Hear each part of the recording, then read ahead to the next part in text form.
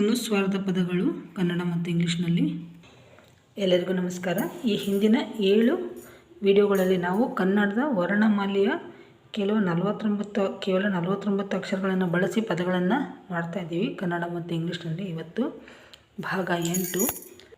ಈ ವಿಡಿಯೋ ನೋಡಿ ಆದಮೇಲೆ ನಿಮಗೆ ಇದು ಉಪಯೋಗ ಆಗುತ್ತೆ ಅಂತಾದರೆ ಲೈಕ್ ಮಾಡಿ, ಶೇರ್ ಮಾಡಿ, ಮತ್ತು ಹೊಸಬರಾದ ಸಬ್ಸ್ಕ್ರೈಬ್ ಮಾಡಿ, ಬೆಲ್ ಐಕಾನ್ ಕ್ಲಿಕ್ ಮಾಡಿ. ನೀವು ಯಾಕೆ ನನ್ನ ಚಾನಲ್ನ ಸಬ್ಸ್ಕ್ರೈಬ್ ಮಾಡಬೇಕು ಅಂತಂದರೆ, ನೋಡಿ, ನಾನು ಈಗಾಗಲೇ ಕನ್ನಡ ವರ್ಣಮಾಲೆ ಮಕ್ಕಳಿಗೆ ಅನುಕೂಲ ಆಗುವಂಥ ಕನ್ನಡ ವರ್ಣಮಾಲೆಯಿಂದ ಹಿಡಿದು ಕಾಗುಣಿತ, ಇಂಗ್ಲೀಷ್ ಪದಗಳನ್ನು ಓದುವುದು, ಕನ್ನಡದ ಪದಗಳನ್ನು ಓದುವುದು, ಸರಳ ಪದಗಳು, ಇಂಗ್ಲೀಷ್ ಗ್ರಾಮರ್, ಟೆನ್ಸಸ್, ಪ್ರೊನೌನ್ಸಿಯೇಷನ್, ಹಾಗೆ ಒತ್ತಕ್ಷರ ಪದಗಳು, ಕನ್ನಡ ಪದಗಳ ಅರ್ಥ ಇಂಗ್ಲೀಷ್ನಲ್ಲಿ, ಇಂಗ್ಲೀಷ್ ಪದಗಳ ಅರ್ಥ ಕನ್ನಡದಲ್ಲಿ, ಹೀಗೆ ಬಹಳಷ್ಟು ವಿಡಿಯೋಗಳು, ನಂಬರ್ಸ್, ಕನ್ನಡ ನಂಬರ್ಸ್, ಕನ್ನಡದಲ್ಲಿ ಅಂಕಿಗಳು, ಇಂಗ್ಲೀಷ್ನಲ್ಲಿ ಅಂಕಿಗಳು, ಹೀಗೆ ಭಾಳಷ್ಟು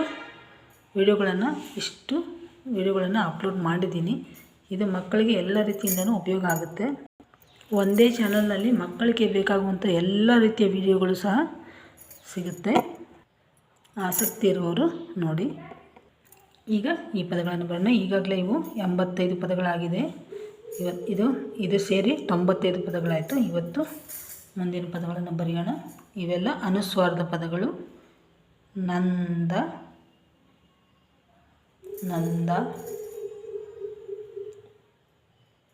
ರಂಗ,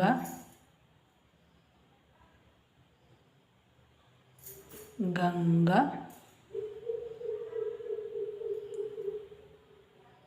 ಜಂಭ,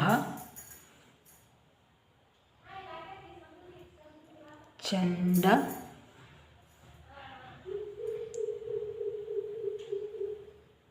ದಂಡ, ಸಂತ,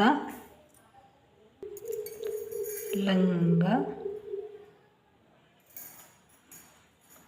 ಮಂಗ,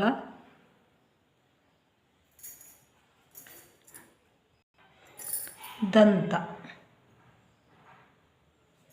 ಈಗ ಇವುಗಳನ್ನು ಇಂಗ್ಲೀಷ್ನಲ್ಲಿ ಬರೆಯೋಣ.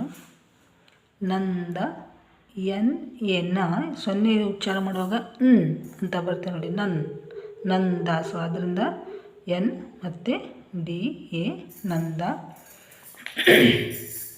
ಹಾಗೆ ರಂಗ, RA ರ ಇಲ್ಲಿ ಉಚ್ಚಾರ ಮಾಡುವಾಗ ಎನ್ ಸೌಂಡ್ ಬರುತ್ತೆ, ಅದರಿಂದ ರಂಗ.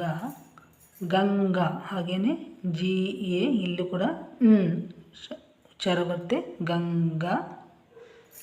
ನಂತರ ಜಂಭ, ನೋಡಿ ಇಲ್ಲಿ ಮ ಉಚ್ಚಾರ ಬರುತ್ತೆ ನೋಡಿ, ಜಂಭ ಅನ್ನುವಾಗ, ಅದರಿಂದ M, ಭಗೆ PHA ಜಂಭ. ಇದು ಚಂಡ, CHA ಚಗೆ ಮತ್ತು ಸೊನ್ನೆ ಉಚ್ಚಾರ ಮಾಡುವಾಗ ನ ಉಚ್ಚಾರ ಚನ್, ಅದರಿಂದ NDA ಚಂಡ. ಇದು ದಂಡ, DA ನಂತರ ಎನ್ನ ಉಚ್ಚಾರ ದಂಡ.